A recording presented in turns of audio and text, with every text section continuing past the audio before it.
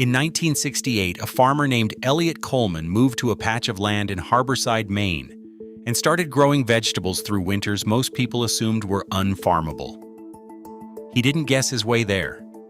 He got on a plane, flew to the south of France, and spent weeks studying growers whose methods were centuries old. When he came home, he brought back a system so effective that the United States Department of Agriculture later leaned on his research to help write the federal rules that still define organic farming in America today. What he found in France wasn't new even then. It had already fed an entire city for 400 years on plots barely bigger than a parking lot, with no tractors, no chemical fertilizer, and no government subsidy of any kind. Then a single man with a construction budget and a title bulldozed the neighborhoods where it lived, and the system nearly vanished from memory entirely. It didn't. A market garden in Quebec is proving right now that this exact method still grosses about $100,000 an acre. This is the system that fed Paris, why it disappeared, and why a Maine farmer had to go looking for it before American agriculture would take it seriously again. Go back to the 1600s, to the marshy ground ringing the edges of Paris. The land was too wet for standard farming, so the growers who worked it, known as maraîchers, from the French word for marsh, turned that liability into the densest, most productive vegetable system Europe had ever seen. A single grower typically worked barely an acre. On it, he ran as many as 8 full harvests a year from the same ground using horse manure, which Paris produced by the literal ton, as both fertilizer and a heat source, packed underneath glass frames and bell-shaped jars called cloches, to trick vegetables into growing through the dead of winter. The trick was never the vegetables. It was turning a city's own waste, manure, warmth, density, into a closed loop that needed almost nothing brought in from outside. Louis XIV was eating fresh asparagus in December off an early version of this exact system, decades before anyone called it a science. The growers refined it themselves, generation after generation, learning exactly which angle to vent a cloche on a sunny morning, exactly how thick a bed of decomposing manure needed to be to hold heat for 6 weeks without cooking the roots above it. By 1842, the technique was valuable enough that a national competition offered real cash for the best written manual on it. 2 growers, Moreau and Davern, won it in 1845, with a book that became the field guide for the entire trade. And what came next was enormous. At its peak, an estimated 1,300 of these growers were feeding a significant share of the second largest city in the world. By one contemporary account, 6% of all the land inside Paris itself was in the hands of market gardeners. This wasn't a hobby, and it wasn't charity. It was a real, profitable, 400-year-old industry hiding in plain sight on land nobody else wanted. Here's where this list and this system turns a corner. In 1853, a man named Baron Haussmann was appointed to redesign Paris from the ground up. Wide boulevards, new sewers, uniform buildings, a city built for spectacle instead of survival. Over the next 18 years, his crews demolished entire neighborhoods, including Bastille and Vaugirard, the exact districts where generations of market gardeners had lived and worked.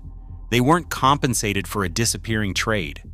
They were simply pushed out, families who had worked the same acre for generations, scattering to the marshy outskirts of towns like Bobigny to start over on worse land, further from the customers who'd once walked straight to their gate. Haussmann didn't finish the job alone. As railroads spread through the back half of the century, it became cheaper to ship a crate of vegetables in from the provinces than to keep growing them on land worth more as city real estate. 2 forces, 1 bulldozer, and 1 railroad timetable did what centuries of weather and war never managed. Within a few generations, a 400-year-old system that had fed a capital city was reduced to a handful of old manuals gathering dust in agricultural libraries. For most of the 20th century, that's exactly where it stayed. Then, In the late 1960s, an American farmer in Maine went looking for an answer to a specific, stubborn problem. How do you grow real food through a New England winter without heating a greenhouse you can't afford? Eliot Coleman crossed the Atlantic, studied what was left of the old Parisian tradition in person, and brought the entire logic of it home to Harborside. His research on unheated winter growing became influential enough that federal regulators building America's first national organic standards in the 1970s and 80s leaned directly on his work. The trick was never really the glass jars or the horse manure. It was the discipline underneath them. Dense planting, constant succession, and treating a small plot like it owed you a harvest every single week of the year, not just in summer. That discipline is exactly what a Quebec couple proved could still be a full-time, six-figure living decades later. Their entire starting investment, greenhouse, tools, irrigation, came to about $39,000. Less than a lot of Americans spend on a used truck. In 2004, Jean-Martin Fortier and Maud Helene Desroches started a market garden called Les Jardins de la Grelinette on a farm just north of the American border. They cultivate 1.5 acres, not 15, 1.5. Using hand tools, raised beds, and the same succession planting logic Parisian growers worked out 4 centuries earlier, their farm now grosses roughly $100,000 an acre a year, feeding more than 200 families through a subscription harvest.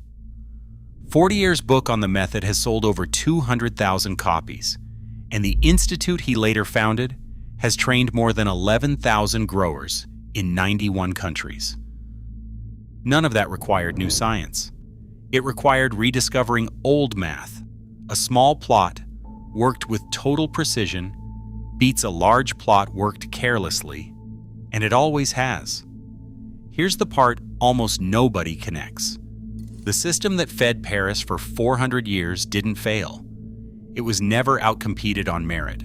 It was physically removed by a man with a demolition budget, then finished off by a railroad schedule that made distance cheaper than density. Nothing about the biology stopped working. The land it needed just got sold out from under it. We document the systems that disappeared while nobody was watching. This one didn't disappear either. It just crossed an ocean, waited in a Maine farmhouse for 100 years, and came back wearing a receipt for $100,000 an acre. If your grandparents kept a garden at all, it was almost certainly wasteful next to this. Rows with gaps between them, one crop at a time, soil sitting empty from October straight through April. The old maraîchers would have found that close to offensive. Your backyard doesn't need to be Paris, and it doesn't need to be 15 acres. It needs the same discipline a marshside gardener had in 1650. Nothing wasted, nothing idle, every square foot working every week it can. That math never expired. Somebody just had to go looking for it again.